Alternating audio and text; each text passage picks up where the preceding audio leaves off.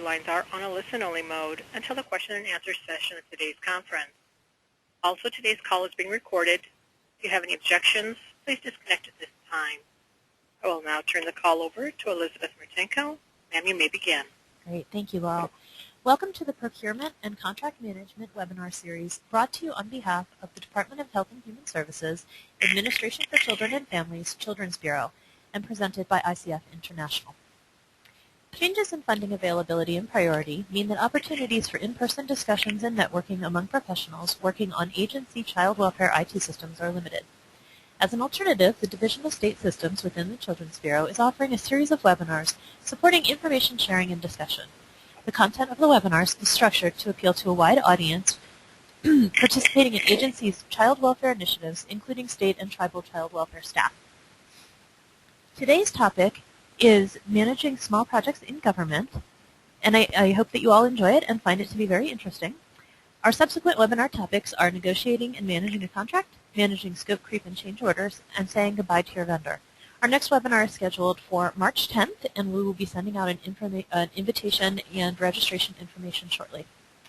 At this time, I'd like to turn the discussion over to Patricia Mellon, ICF consultant to the Division of State Systems at the Children's Bureau, who will introduce today's speaker. Hi, good morning, good afternoon. I'm really pleased about today's speaker, and not just because he's a fellow Kentuckian. And he's a little bit unusual for us because he's outside of our normal SACLS world, but I think his expertise has a lot to do with how we work.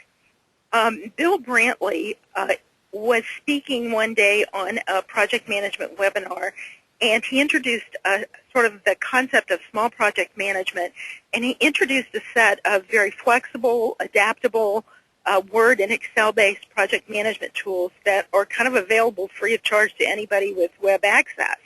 And as somebody who really hates Microsoft Project, I was pretty intrigued. And as soon as the webinar was over, some of my colleagues and I started talking about his work, and we really thought that his small project management work was enormously relevant to state and tribal SACLS environments, because for every big development and implementation SACLS project, everybody on the phone here has probably managed or will manage another dozen or so small projects as you move through operations and maintenance.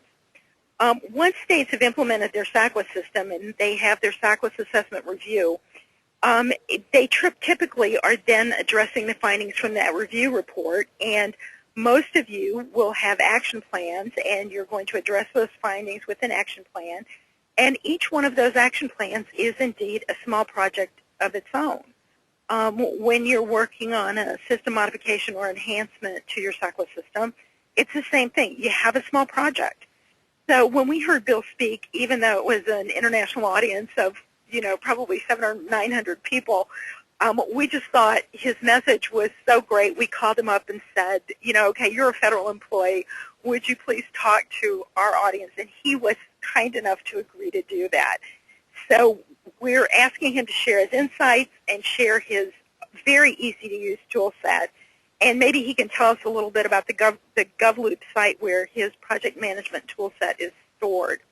And a little background on Bill Brantley. He has past experience, as I do, in state government in Kentucky, but he now works for the Office of Personnel Management, where he's involved in building the data science and project management capabilities for OPM's Strategic Workforce Planning Initiative. He's also a part-time academic.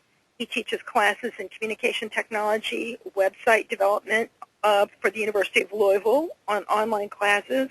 And locally here in the Washington area, he teaches a course in project management communications at the Project Management Center for Excellence at the University of Maryland's Engineering School.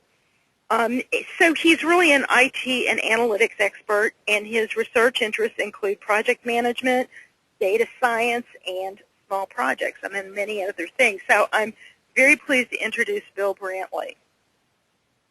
Okay, hello everyone. And I appreciate you all having me come in to talk. I love talking about this topic and want to make sure that everyone understands that they can use this free of charge. There's no copyright or anything like that. And I'm always interested in hearing back the experiences. So love talking to all kinds of different audiences on this. So let me go ahead and jump on in this. Let me make sure my computer's working.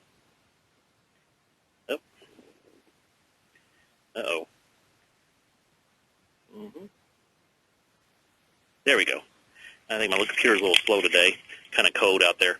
So the genesis of this entire idea about small projects came about when I was doing some consulting with a light manufacturing company, and I was training their people on project management.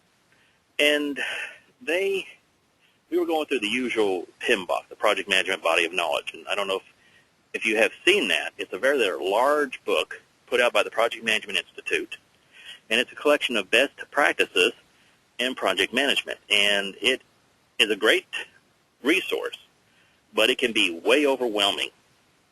And for the folks I was training them in about this, had a little bit of a classroom rebellion because they said there's just so much in here and there's so much we have to do that we feel like we're going to be spending more time managing the project process than actually managing the project. So I went and took the PMBOK and thought about, well, what is the essence of this? What do people need to do to manage a small project? Now, I have a definition of a small project here on the screen, and this is more for IT or HR or training and development, some of the stuff that I do. And this can change depending on your industry. When I gave the talk before, I worked with a fellow who's in construction, and their idea of a small project could be maybe 6 to 9 months, but it could be $1 million project because they're building a building.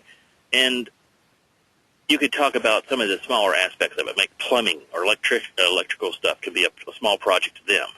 Something that would seem huge to me was a small project to them. So again, the idea of what a small project is kind of the way I look at it is the way you can get your arms around it. It's something that doesn't take too long to complete. It doesn't have that much of a budget.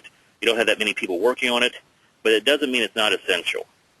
That's the big thing, and that's why I also developed the small project guide, because a lot of times people think, oh, small project, well, I can get this done pretty quickly, kind of do it by the seat of their pants project management, and lose out on details, risks come up. And this is usually the small project. It's kind of the pebble or the straw that broke the camel's back. You didn't get the small project done, that delays your big projects, causes a cascading failure. So I kind of like to have the idea here of your small projects matter about as much as your large projects because they all build upon each other. So I call this the core management or core project management process because I kind of took the core of what I thought was the essence of PMBOK. It's also a good way to train people in project management because it gives you a general introduction to the major concepts of project management and kind of easy to use. And then when your people are ready, you can introduce to them the more complex applications, the more complex definitions of those project processes. Also because, as we talked about in the introduction, you don't have to use Microsoft Project. I basically built this that if you had a legal pad and a pencil, you could run this project process. But I often say people, the only thing I say is make sure you have things written down. So if you have Microsoft Word and you know how to create a table, or at least a list, you're in good shape with this. And also, another thing about this that I always like to stress to people is that it's not only a documentation process, it's a communication process. So all these templates, I kind of envision you taking these and having people sitting around the table looking at the template and helping you fill these out so that everyone understands what's going on here and you have a meeting of the minds here. Because a large part of project planning is not so much the project plan, it's the planning process and getting people to agree on the scope and the vision and understanding who does what, when, and why. So that's the whole thing with the templates here. And again, customize these how you see fit. And all I ask is that if you customize these, please share them with other people. There's no copyright on them or anything like that. Use them how you like to. And if you don't mind, ping me or send me an email if you made some changes because I love to see what's going on because, again, I'm a project management practitioner but also a researcher, and I love seeing what people do with this. Some examples, Mexican government, someone in the Mexican government contacted me like this. They're using it. Fascinating to see how they kind of changed it. A set of Masonic lodges in Ohio contacted me, and they're making some changes to it. So love to see what you guys come up with. So you have different templates here, and we'll go through these. And the first one is the project charter. And this is how we get everyone around the table to sit down and talk about what's important in this project. What are we trying to do here? And again, it's a very simple Word document. I mean, you can cut and paste this out. And all you're doing here is getting agreement, and also making sure you have a sponsor. For those folks that may not have that much project management experience, you know the sponsor is very important. You really need an executive sponsor there to help kind of give you the authority and grant their resource capability, basically help you, kind of lend their authority so that you can get the project done. So this makes sure that when you talk to the project sponsor and you talk to the project customers and you talk to the other stakeholders, that they all understand why we're doing this and what we're doing, and that they agree to it. So that's why the first part here is the project product or result. And then we have the project purpose. So we're going to be creating a project product or result, and the reason why we're doing that is the project purpose. So we'll make sure everyone has an understanding and agreement on that. And then make sure you list your project customers. And again, really take some time to think about who your stakeholders are. I mean, I'm really big on stakeholder analysis because I tell people before, a stakeholder scorned is a stakeholder very angry and can come back and really cause some problems for your project. So make sure that you do a good separate stakeholders analysis. Maybe have another list of that for yourself. And with your project sponsor, I have on there full contact information. Learned this the hard way a couple of times when I need to contact my project sponsor to help me take care of a problem and didn't have the cell phone number or email or whatever, just so you know to get a hold of them. And this last part here, the charter authorizes you, the project manager, to manage this project under my authority. Project sponsor, signs that. So that we have a full understanding. They agree to support you, and you can take that charter and show other people this is a guy or person, lady or person that's shown, that is supporting this project and whose authority I'm working under. So always start with this and do not proceed any further until you get this taken care of. Then we go into the scope statement. And again, with project scope, for those folks that haven't practiced project before, it's essentially what are we going to do in the project? What are the project product and results? What are we going to be considering in the project? Okay? And again, you want to have agreement on that.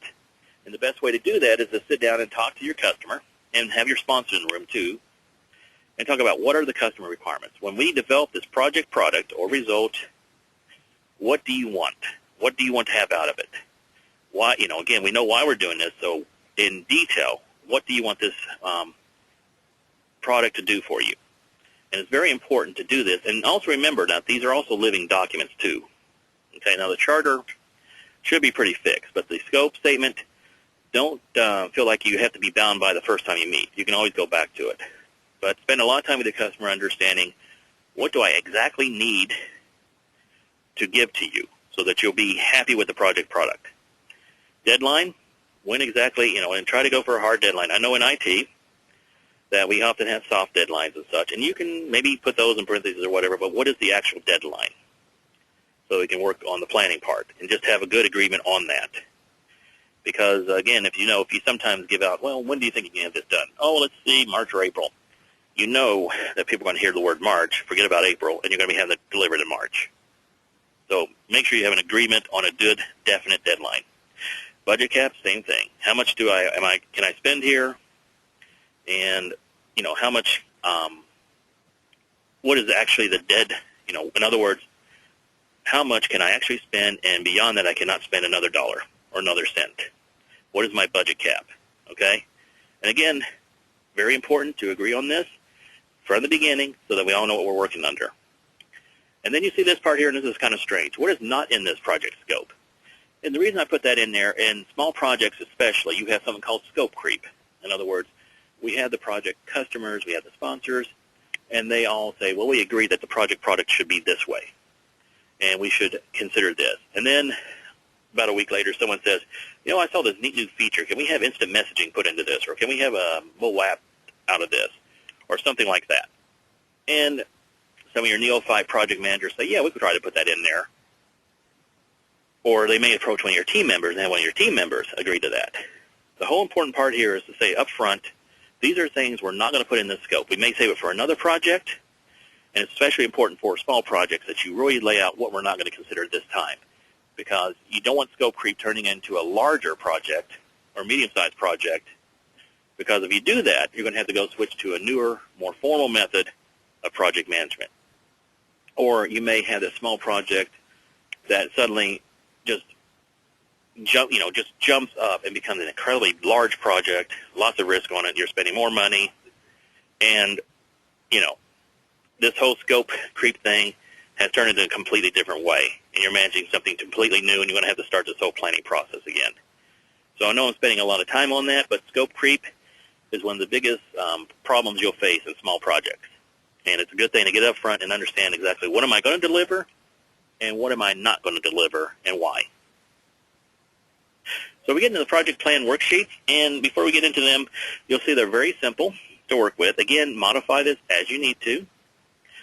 Don't let the project process here rule you. You don't have to fill in these exactly as they're presented. You want a project process that works with the way you're handling the project and works best to help you meet that project goal of getting the product out there to the customer specifications. So when you look at these templates, they seem very simple. That's the way I've had them. I have them just lightweight enough so that it'll be enough to manage the project but not get in the way of doing the project. So the first thing we have on here is the project team. And again, it's a simple table.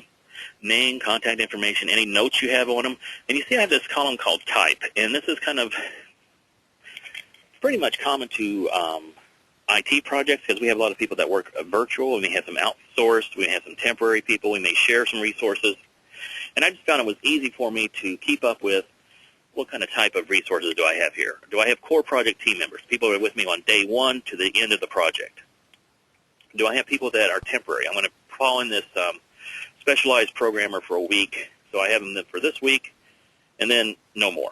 Or I may be sharing someone. So I got someone for half time on my project or a third of my time on my project and working for someone else or a couple other projects. So it's important to note that in the type, and also any notes that you need to put in, that this person is only available for this week. Afterwards, we don't use them anymore, we can't use them anymore, just so that it helps you with the project planning. And again, keep up with that with your project team, because in small projects, you may have a small core team to work with, but I have found that sometimes I'll have to bring in people that are subject matter experts or particularly skilled in some area, and I just need to make sure I have that listed there so I know how to get a hold of them if something crops up later on in the project and I need them back, or any kind of notes I need to take to make sure that their functional manager or whoever I got them from is okay with that, and any other items I need to keep up with. Now, stakeholders, we talked about that earlier, and this is your separate list here. And when we talk about stakeholders in small projects, people tend to forget some of the more, what I call the institutional stakeholders. So like I work in the federal agency. So, of course, I have my boss. That's one of my stakeholders, and the executive sponsor. So I'll put them down. Your project team is also technically part of your stakeholders, but you already have them listed. But when I talk about institutional stakeholders, we have an Office of General Counsel, and I make sure to have them involved. We have a communication office, because if I do any kind of external and sometimes internal communication, I need to involve them. And also we have, if anything seems like it might affect congressional relations or any kind of legislation or anything like that, I want to get the Congressional Legislative Office involved. So the whole idea here is that some of these stakeholders will be immediate, will come to your mind. Of course, we want to involve that person. If I'm borrowing someone's team, if I'm borrowing someone from my team, I'll need to make sure that their functional manager is part of my stakeholder list here. But also remember that you will have a constant set of institutional stakeholders that you may have to work with, like contracting, that you need to know someone you can contact down there if you do have a snag, so you're not rushing around saying, who do I need to contact in contracting to help me out of this? You already have that for yourself, and good notes on when I've worked with them before and such. Task list. Now, we all know what a work breakdown structure, and you've seen some of those, and they can be hierarchical, they can be a list or anything. I made this very simple. Task ID, 1, 2, 3, A1, A2, whatever you want to call it, just something that you can use to cross-reference to some other tables we're looking at. A description of the task, start date, end date, dependencies. In other words, is there some task here that may depend on another task being completed? Common example I give is, let's say you're remodeling your house and you want to do something with maybe put a deck out there, so you may have to put in the deck supports first before you put the actual deck up. Or any, maybe you need to get a grill for your deck, but you need to build the deck first before you can put a grill out there, that kind of stuff. So I keep this very simple, basically a list here, and you can post that for the rest of your team to see. And again, when you get to a small project and your task list, and this is kind of a rule of thumb I use, if my task list starts jumping to more than 3.5 to 4 pages, I'm going to start thinking I've got a medium project here, and I may need to use a more formal project management method. Now again, that's a rule of thumb I use for my IT projects, and I primarily work with analytics projects and website development projects and web programming projects and such. So usually when I hit 3.5 pages to 4 pages of task, I'm talking about an 8.5 by 11 sheet of paper built in Word, I've got myself a good-sized project, and I need to start putting together a WBS and start doing some more formal project management. And then, tied to that, with your task list is your resources. These are people. I also include other things like office supplies and other resources that I would use. And so I have a resource ID, and sometimes I use maybe like if it's an office or some kind of office supply thing, OS1, OS2, something like that, person, P1, P2, whatever, description of the resource, and then the task IDs that this resource serves. And one thing I always do is that I make sure that for every resource I use, there's a task, at least one task ID related to it. And you may run into this in projects that I had before, where you may have someone that sees a project out there, sees a project budget, thinks this might be a good time to kind of stuff in a resource that we may not be using, but we wanted to buy this anyway. Wanted to buy this neat piece of software, buy this neat piece of training, something like that. It doesn't really go towards the project, but we got a project budget, we got some money, we can spend it. So this helps me keep track of that, some of the accountability. So again, I don't use a resource unless I can then tie it to a task. And the more tasks you can, the better. Of course, watch out for your scheduling. Cost data, use a very simple budget. And again, this is for small projects. If you have a medium-sized project, a large-sized project, you certainly want a more formal budgeting system. But with my cost data, I have a master budget, budget by the task, budget by resources, cash flow, kind of more by the back of the envelope, kind of keeping up with the cost, budgeting, that kind of stuff, just to make sure that I am keeping contact with this. And also, again, it's another communication tool. Other people are seeing where the cash is going, what I need, where it's going, what I'm buying, and how it's flowing in and out. And a lot of people ask, well, why do you have the cash flow column? Well, sometimes when I'm doing things like conferences, and it's like a small project in its own, I'll have the master budget, budget by task, budget by resources, and a lot of this depends on attendee fees. So basically we have a conference where I'm charging people to come to it, and if you worked conferences before, most people don't register until maybe a couple weeks or so before the conference begins.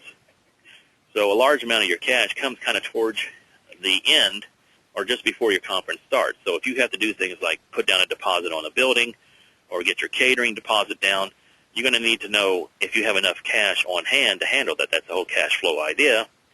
And then what's going to happen later on when you need to get other supplies. So it helps you kind of do more planning. And how do you know when cash flow works? In many cases, it's kind of experience. So if you do a course of training or a conference, you'll get a good feel for when money comes flowing in. With an IT project, one of the things I like to do is try to have the money up front, all the money up front, then we just parcel it out. That's not always possible, so we try to do maybe kind of quarterly increments, whatever I can work with. So that's the project planning. Now we get to the communication management worksheets. And again, all these templates are communication tools. So as I said, I envision when I put this together having all the people around the table. We look at these templates, we're talking, and we're learning, and we're basically learning from each other what we see this project doing, the task and all that, and who does what, when, where, and why, and how do you want that product delivered. So it's important to have that up front. But with your communication, you just want to make sure you're, and especially with small projects, constant communication with people, or at least very frequently. So very simple communication grid. Who do I need to speak to? What do I need to speak to them about? When is a good time? Recurring appointments, whatever. How do they like to communicate? This is very important because you'll have executive sponsors. Some love email.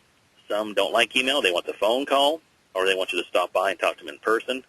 I worked for one boss, or had one boss. His emails, he would only read the first 2 sentences in an email.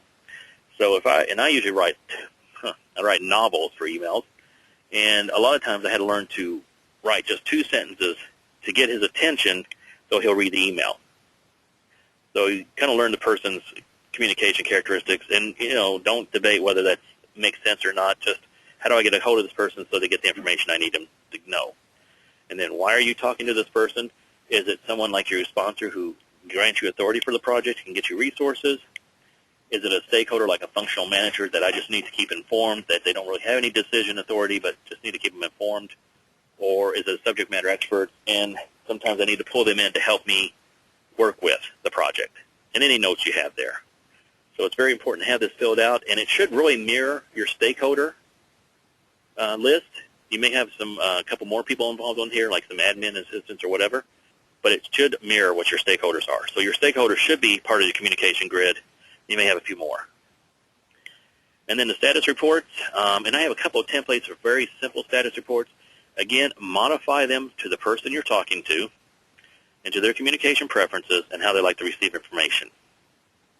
So we'll talk about those when we get to the end there. But basically, who gets it? What kind of status report do you need? How do they get it? Email, phone, whatever. Any kind of notes you wanted to put on there, like they don't like reading more than 2 lines, or they like detailed description of the risk, something like that, so you know you're getting the person the information they need, how they like it. Meeting calendars. As a project manager, 90% of what you do is communication, and it seems like 90% of the communication is in a meeting. So have a good standing, if you have standing meetings and whatever, you do with who do you meet on a constant basis, your sponsor, customers. When, if you have standing meetings, make sure you have that set in there, and about. And essentially have kind of like a short description of the agenda you usually are going to talk about at those meetings. So these are like the standing meetings, just the status meetings. Like I want to meet with the sponsor and customer every Monday in the morning about project status, any project risks that we see, and any upcoming tasks and any resource needs. Short and sweet, and keep that in mind there so that your meetings are productive and they don't take you away from the process of actually getting the project completed. Then we come to risk management. This is one of my favorite topics about risk. I just love talking about risk management.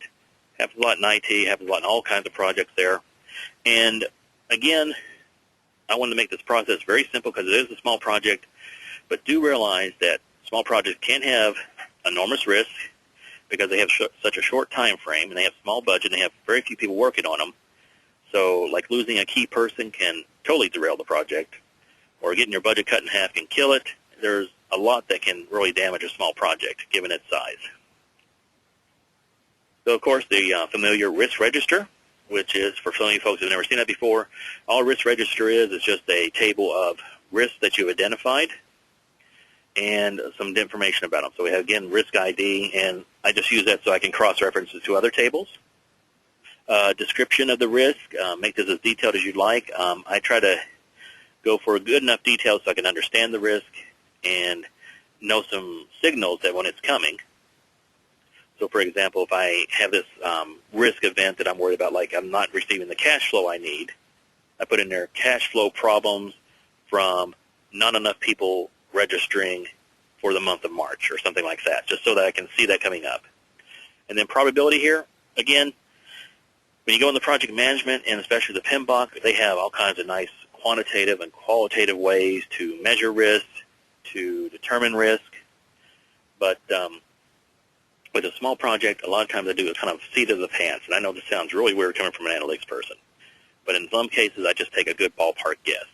Do I think there's a 25% chance this may happen? Do I think it's a 33% chance it's going to happen? Maybe half and half, 50%.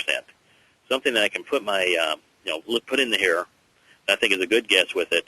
And on the impact, 1 to 5 in a lot of cases. So if it's a 1, not that much of an impact, not really worried about it.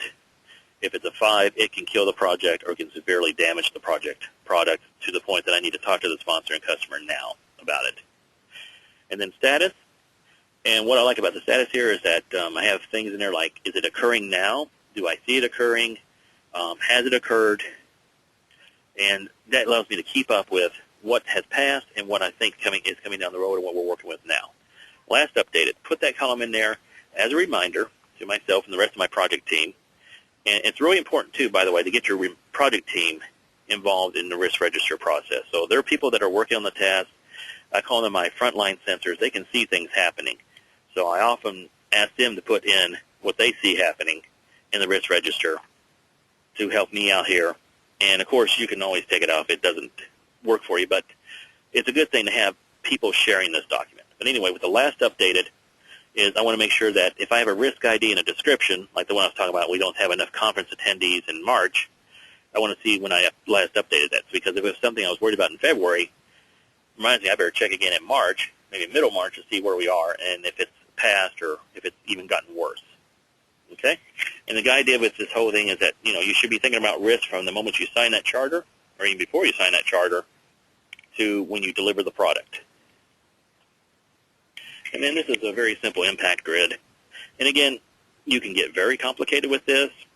All this does for me, though, is to kind of tell me how to prioritize my risk management. Because you can probably have more risk than you have resources or time or people to deal with. And the idea here is looking at my risk register, so I have a little probability. I say maybe something's 41% to 60%, just guessing, but it has a 1 on the impact, so it goes in the green. I'm not going to worry about it. Maybe, do something about it if I have the time and resources. If I have something that looks like it's going to be a 40, maybe a 50%, and it's got an impact of 4, it hits the red sign, and there I'm worried about it. I better do something about that because that's a project fails event. So if it's something that's half and half, it may happen, and it's in the 4 on the impact, it's something I do want to address. In the yellow region, that's kind of, again, attend to your red first. If you have some left over, start with the yellow. And then if you're lucky enough to have them left over and the green makes a lot of sense to deal with, do that. But this just basically helps you prioritize your risk management and keep up with your risk.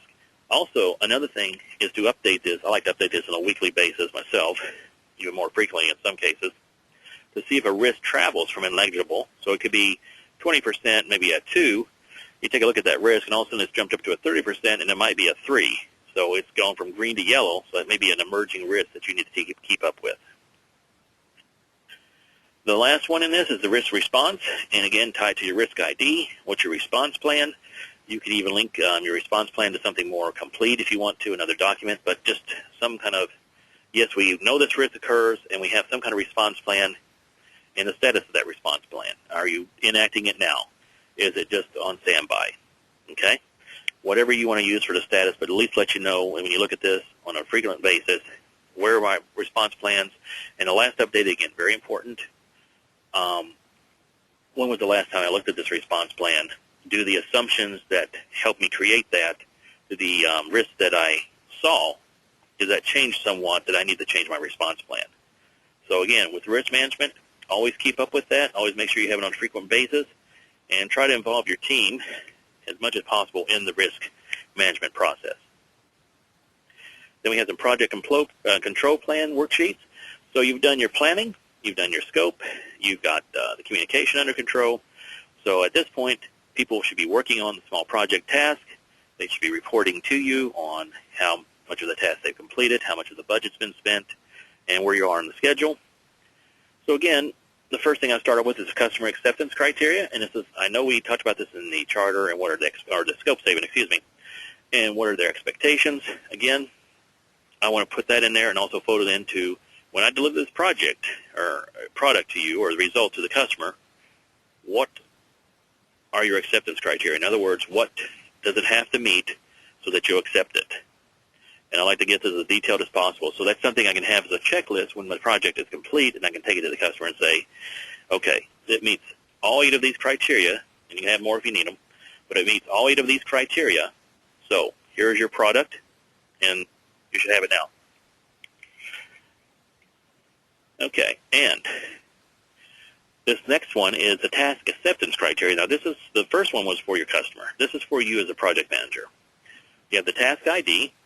This is your acceptance criteria for that task. In other words, what does that task look like when it's completed successfully? And make sure your project team can access this and see this. This is basically saying to them, when you finish with that task, this is how I will accept it. This is what you should meet.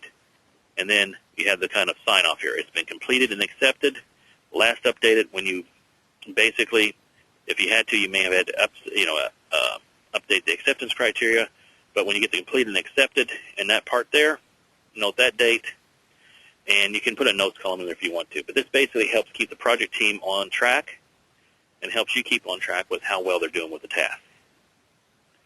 Monitoring checklist. Again, this kind of comes from the risk, but it also comes from the budget and the schedule. It's basically a kind of to-do list for the project manager. And these are things I need to check either weekly or daily, but it's just essentially what are the things I need to keep up with as the project is progressing. So it could be something as like, have I updated the risk management plan? Have I updated the risk register? Have I checked with my team or updated my team roster? All kinds of different kind of things for you to keep up with. And then the thresholds, very simple here. What was our budget cap? And what is our budget spent so far? And then how much do we have left, or how much have we gone over? And do we need to have that talk with the sponsor and customer? And what I like to do with these thresholds is keep these kind of updated daily so that I know what my budget is and what I've spent so far and how much further do I have to go. And in project management, you can even get very detailed. You can have things like burn rate. So in other words, I'm spending so much a day that if you project this out, I will use up my budget way before I finish the project. So what do I need to stop spending on, or what do I need to do to get more budget or stop spending as much? Same thing with schedule here. What is the deadline? Where are we today? And what does it look like? In other words, how are we doing progressing on the project schedule? Are we meeting? Are we ahead of task? Are we behind task? And what do I need to do to talk to the project sponsor and the customer about this? And then these are the status report template worksheets. And again, very simple, and make this as elaborate as you want. This is suitable for phone conversations, suitable for email, however you want to do it, based on the project title, the date, who the project manager is, and the deadline, basic information for your sponsor. And I know it sounds like, maybe your sponsor should keep up with this, but if you got an executive sponsor and you're working with a lot of managers and such, they have a pretty busy schedule, and sometimes they have a lot of small projects they're looking over. So it does help them out to say, okay, remind them real quickly, this is the project title, I'm the project manager on this one, and this is the deadline we agreed on, and this is today's date. Just some basic information to help them orient themselves. So when they see your project status, they can understand, okay, this is the milestone, and this is how we are. Are we reached the milestone? Are we ahead of schedule? Or are we going to miss this milestone because we didn't have enough resources, our key team member quit on us, something. So it gives that simple red, stoplight status, red, yellow, green, okay? And that way it gives them kind of quick, what do we need to do, high-level view, talk about some of the issues that you have here, some of the recommendations that you have to confront those issues, and what your planned activities are until next status report. Very simple, but basically helps orient your sponsors and your customers and other stakeholders. What have I done? What are some issues we need to confront or some things we need to take care of? What are some things I need from you? And what do I plan to do until we next time meet? Okay? Basic information keeps them on track. So those are the templates. And again, you can find this guide at GovLoop. And GovLoop is a social network for government employees put on by a friend of mine named Steve Resler. And he used to blog for him for a while there. Haven't been able to lately, just been so busy. But GovLoop is kind of like Facebook for government employees. And it's a really nice resource. And they have a section in there, if you click on the tab, resources, and you can find this manual there and some other good resources for you. And the Government Community of Practice, that's with the PMI, Project Management Institute. And we have, and I'm the Knowledge Management Lead for that.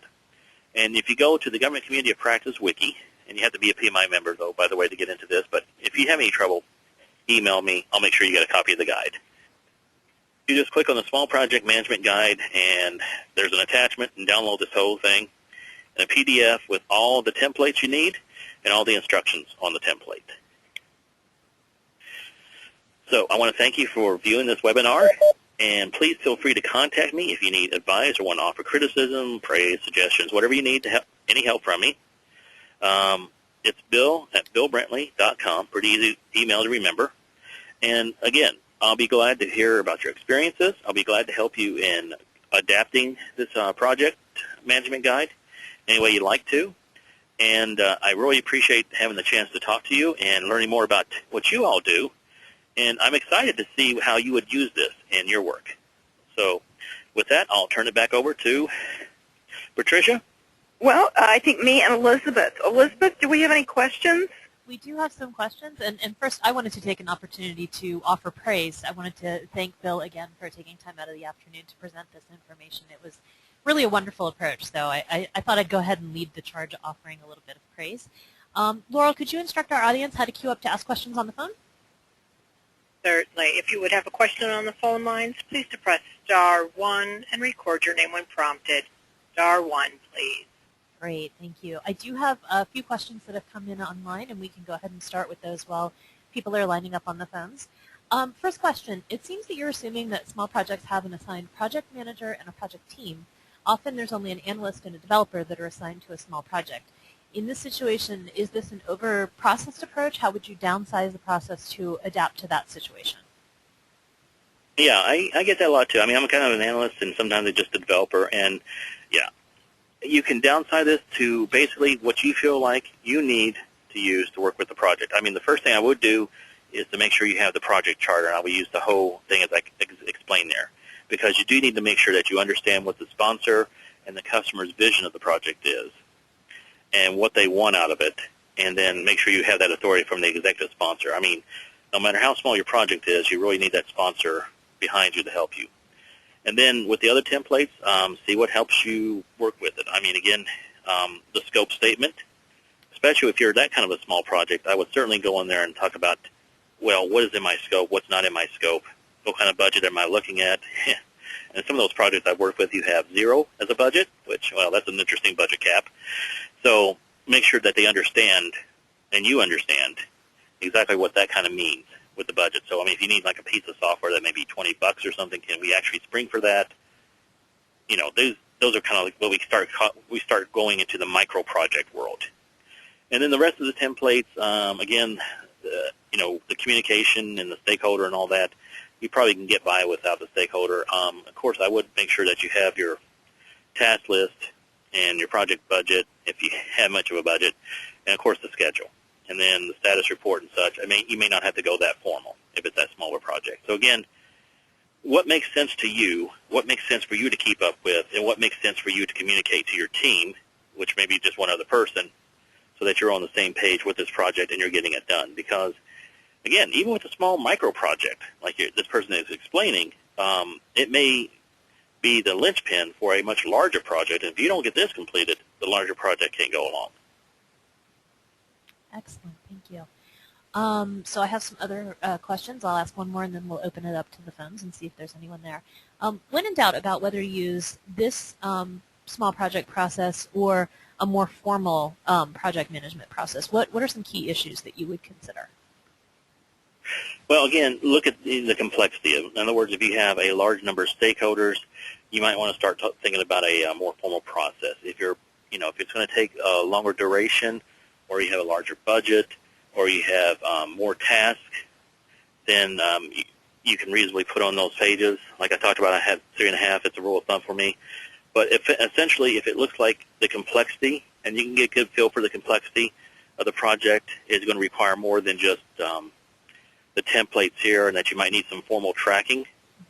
I mean, it's essentially, you know, you'll get a feel for it. And again, if you're in the middle of a small project and it starts growing bigger, certainly get off the templates and start pulling in the more formal project management methods. But the good thing about this, if you start off with small project templates, you've got a good starting point to fill into the more formal project management templates.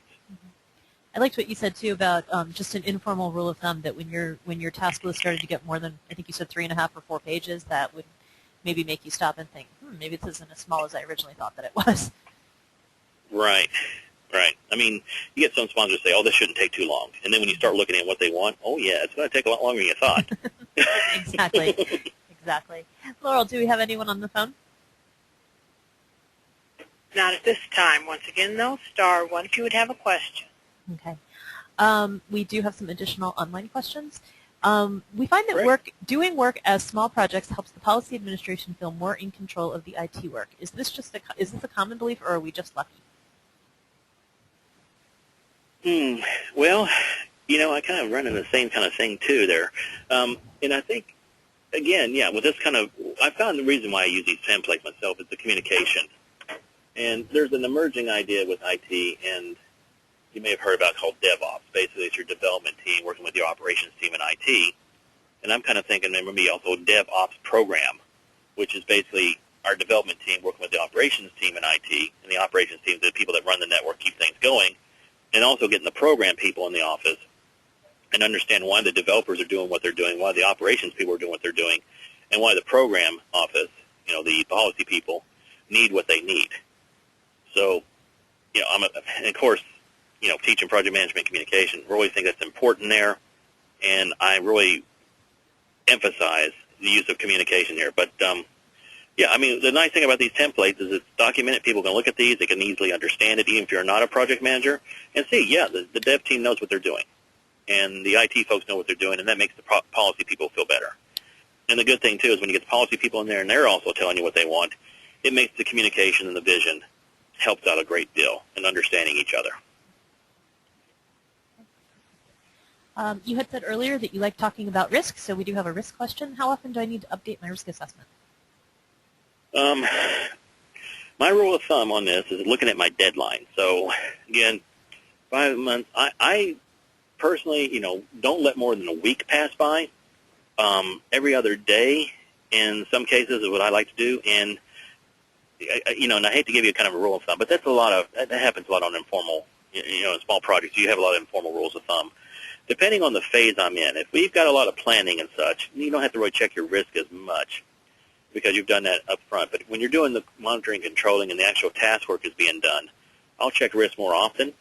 And in some cases, if I know I have a team member who I'm borrowing for a week, I'll check them very frequently and check the risk very frequently, because that can be, if something happens in the middle of the week and I need them for an extra day or two, I need to know that as soon as possible so I can talk to the functional manager or talk to the contracting officer or something like that. So I wouldn't let more than a week go by, especially given the short time frame you have.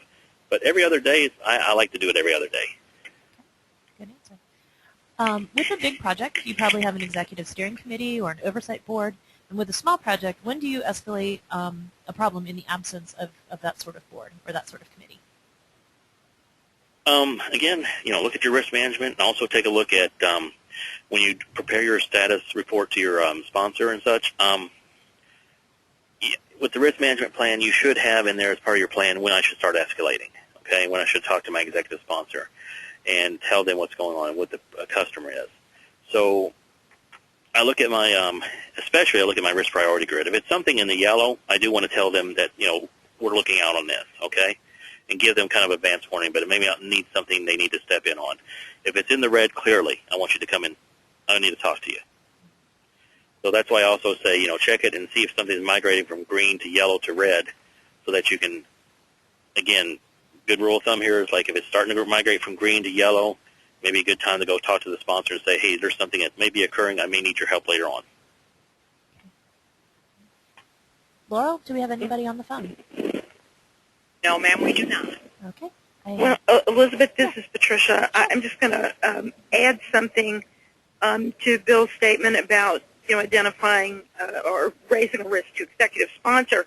And I think sort of the same thing goes for the action plans where, often a state will say to their federal analyst, we're going to get this done in 6 months. And if something is red and, you really think it's going to be a serious problem, it's probably a good thing to bring up on the next monthly call with a federal analyst to say, I have an issue with this implementation, so that you don't sort of have a surprise when it's time for your next APD update. Mm-hmm. Well, that's a great point there. I mean, the only time I learned the executives like to be surprised is on their birthday. Other than that, yeah, I don't like to be surprised. I have a question that came in online. Sometimes we're of the mindset that small projects are simple and large projects are complex, but that's really not always true. Sometimes small projects are more complex, and on the other hand, a large project can be large but simple. Isn't it really about having a PM methodology and repeatable processes in place that breed success? Exactly, yes. that's why I have this here. And you're right. I mean, I've seen some programming projects that may be small, a couple of people, but they're complex projects compared to when I was talking to my friend in construction, where yeah, it looks like a large project, but you're basically building a building that has been built probably hundreds of times before. It's pretty simple to do. We know what we need to do, and it's just follow the steps there. So right. I mean, and that's why the small project versus medium project to large project. It really depends on your industry and how you define that and the risk that you're taking there. So, again, some of the complexity, it could be the schedule, the task, the budget, but also what the heck are you producing? You know, what is your project product and the complexity involved in that?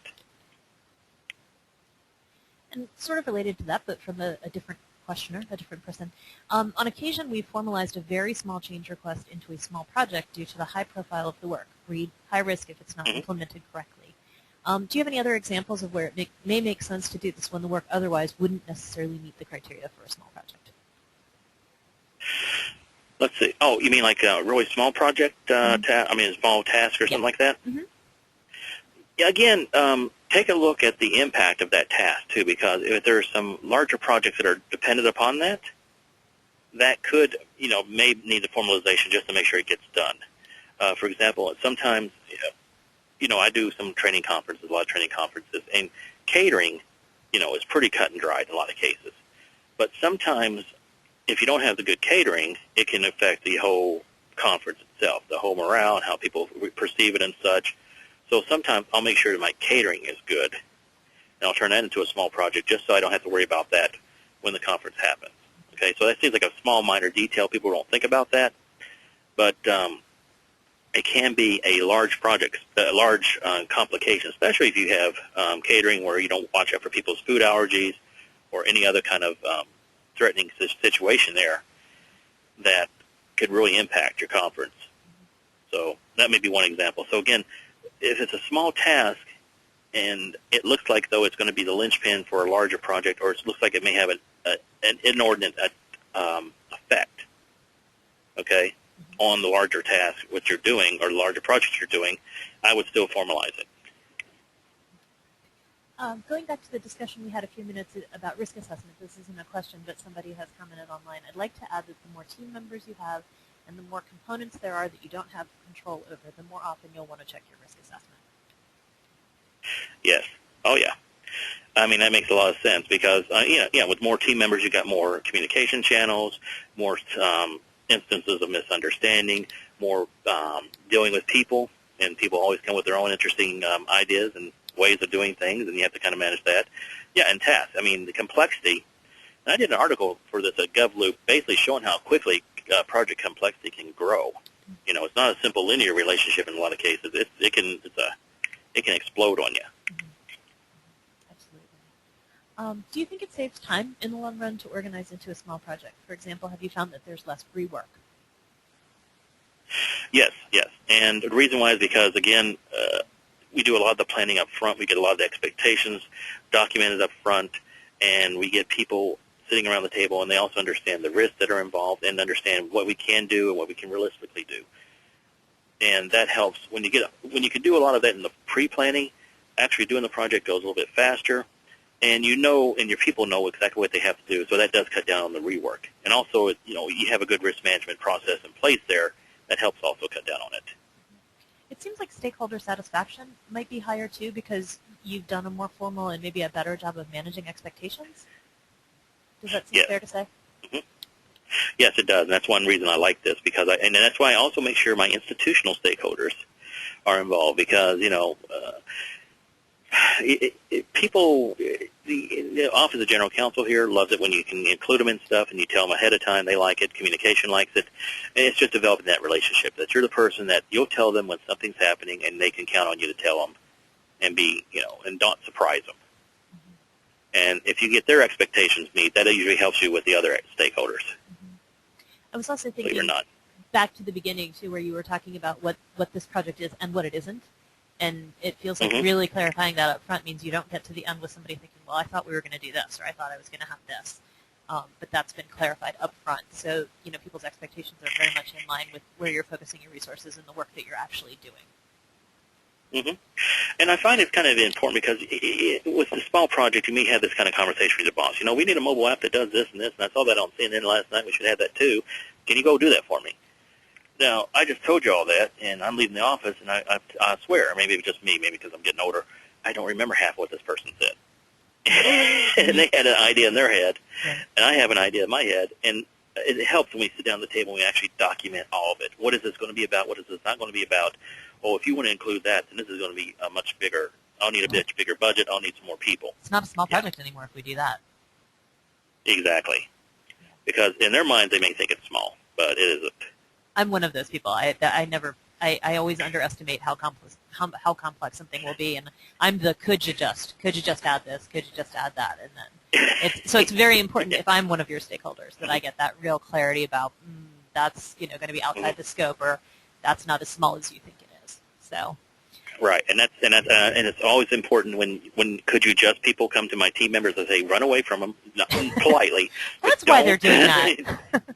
Yeah, but don't agree right away. Come and talk to me first, okay? I know you're trying to be helpful, and I know you want to keep the stakeholder happy, but we got to really think of it through.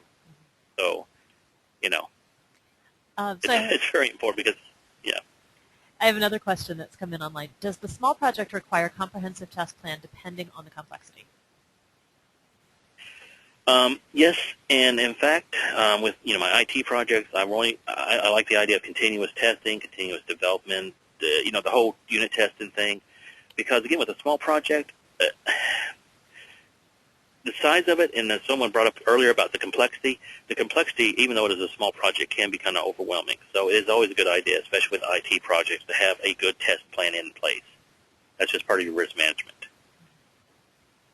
And it's so easy nowadays because the tools make it so easy to build something pretty quickly. I mean, I do Drupal development, which is a content management system. It's a great enterprise platform to build applications in, and sometimes it makes it too darn easy for me, and I forget to do critical testing. Interesting. That's a really good point. Yeah. Laurel, do we have any questions or comments on the phone? No, ma'am, we do not. Okay. Well, I have run through everything that has come in online. So, Bill, I just want to take a minute again to thank you for sharing these tools with us. I think they're wonderful resources for our audience, and I want to encourage people to check out the site and also to share the PowerPoint, share the presentation with your colleagues. As with all of our other webinars, we have recorded this webinar, and it will be made available on the Children's Bureau website. And I also wanted to remind our audience that our next webinar will be on March 10th from 2 o'clock to 3:30 p.m. Eastern Time, and that will be on contract negotiation and management. And keep your eyes peeled for the invitation and registration information for that. And Patricia, I didn't know if you had any final words? No, I'd just like to thank Bill for speaking to our smaller audience than he is used to, but I just thought this was wonderful and really appreciate your time. Great. And I appreciate it. I appreciate the opportunity. Yes. Okay. Thank you so much. And please feel free to contact me. Wonderful. And remind people, if you do use Bill's tools and decide to change them, let him know how. Mm-hmm. Yes, absolutely. Oh, wait, I have one last comment coming in online. Oh, thank you, someone has said. So thank you again from all of us. This was wonderful. So thank you so much. All right. All right, wonderful. Bye. Bye. That concludes our webinar. Okay, bye-bye. That does conclude today's presentation. Thank you all for joining. You may now disconnect.